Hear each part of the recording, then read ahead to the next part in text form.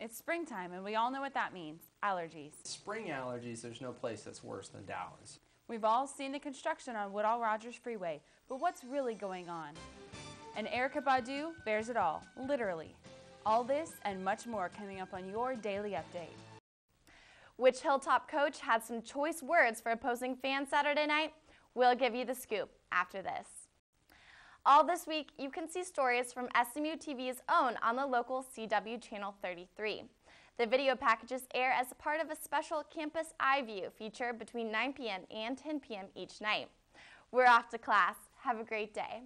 St. Patty's Day is past, but going green is still the theme for the Dallas Dart Rail. And I'm Josh Parr. If you're visiting campus this weekend, welcome to the Hilltop. Let's get started.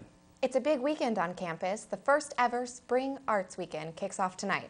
And you can catch a good old-fashioned song and dance tonight. Find out more after the break.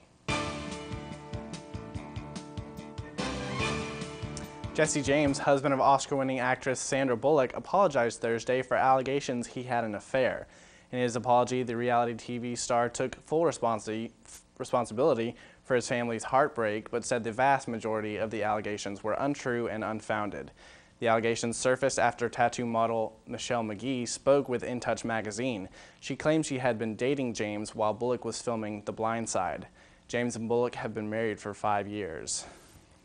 Tiger Woods announced he will return to the links April 9th to play in the 2010 Masters Tournament. We asked our Daily Mustang Twitter followers what they thought of all the media coverage surrounding the return. Sunny Seal said, quote, "I'm so over Tiger Woods news. Just play golf already." Ida TX said, quote, "I would be nervous to come back if I was Tiger. All eyes on him." And our very own Haley Nelson said she thinks his family needs time to grieve without thousands of people bombarding them. Thanks for your tweets and keep them coming throughout the semester with your thoughts. SMU TV sister website SMUDailyMustang.com sent a group of reporters to D.C. to bring you back a blow-by-blow blog. You can see what they see by logging on to SMUDailyMustang.com and clicking on Inauguration Blog. One of those bloggers, Lizzie Brubaker, joins us live by Skype from D.C. Good morning, Lizzie. Thank you so much for joining us today. How are you doing? I'm doing well. Thank you so much for having me on, Jordan. Great. So when did you all get into Washington? Did you guys have any traveling complications, or was everything smooth? Yeah, you know, we actually had a really smooth transition getting into Washington, D.C. on Saturday. We arrived around noontime.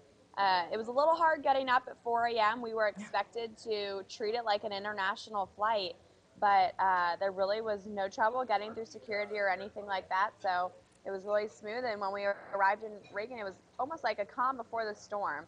It was, you know, normal traffic flow through the baggage claim and everything like that, and the metro wasn't busy at all, so no one really started arriving until about Sunday evening, we felt like.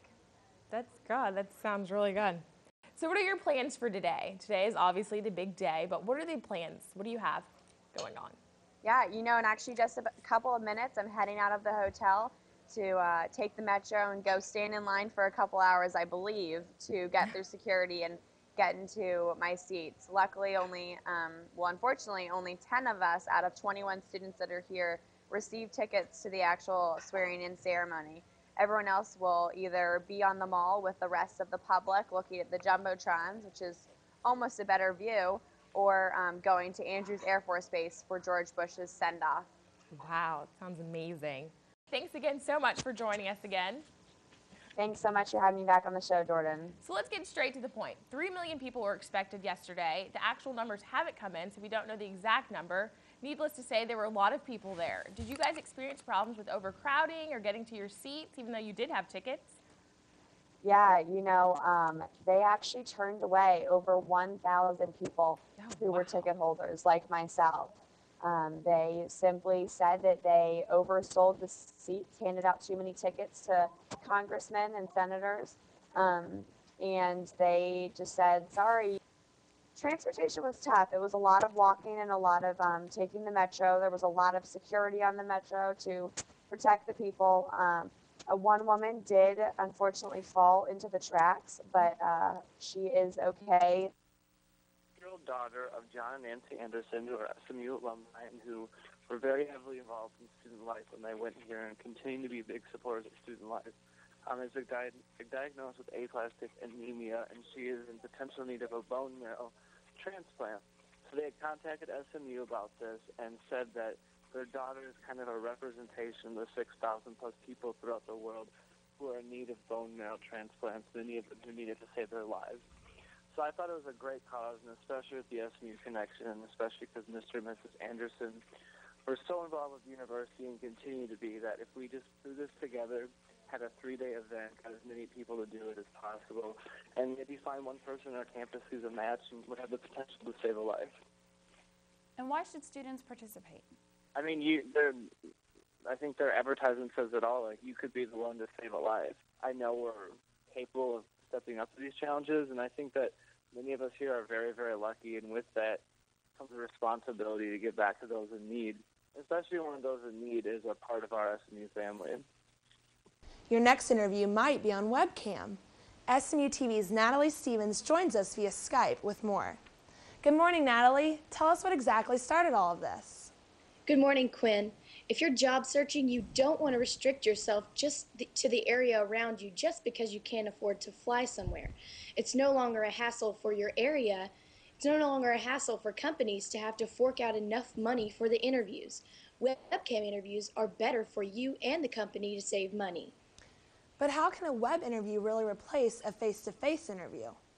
Well, it doesn't completely replace the face-to-face interviews, but it does allow employers to see you answer the questions. Body language is very important. Although it's not as real as face-to-face, it beats a phone interview. He announced his plan to repeal Don't Ask, Don't Tell Saturday night at the Human Rights Campaign annual dinner. He's the first president to make such a promise. Sunday marks the National March for Equality. We talked to people at the march who preferred to remain anonymous. Words are great, but they're just words, and we need to take action now. It meant a lot to me because my ex-boyfriend just got deployed for Iraq, and under Don't Ask, Don't Tell, he can lose his job, and the fact he's going off to Iraq could be for no point. And just for equality there is one of my main goals. As a consensus, all marchers felt it was important to be there sharing their message. I'm glad that we're not asleep at the wheel and that we're here and we're fighting for our rights. I think we're seeing that this is our best chance right now that we've ever seen to get the rights that we deserve. And so I think it was the right thing to come down to do and support that process. It was a huge turnout, like more than I could possibly fathom. It was extremely liberating, and it brought a lot of hope. I think that there were so many people in support of it, for gay marriage, for ending Don't Ask, Don't Tell, and just for equality in general. It's extremely important. Women had to go through it, blacks had to go through it, and now it's LGBT. Sunday's event was driven by grassroots efforts and drew up to 150,000 people. Proponents and opponents are certain to debate the possibility of repealing Don't Ask, Don't Tell in the coming months, and we'll wait to see if a bill crosses Obama's desk. It's another night out on the town with SMU students on Lower Greenville. What they don't realize is that extra sip of beer or extra vodka Sprite could be adding fat to places we prefer not to gain weight. Episodic heavy drinking can lead to binge belly, whereas episodic drinking over a period of a week does not lead to that. Those who drink at least 80 grams of alcohol on one occasion, at least once a month, are about a half-inch bigger around the waist than those who drink the same amount over a week. Adipose tissue that we tend to get around our stomach, or adipose fat, I should say,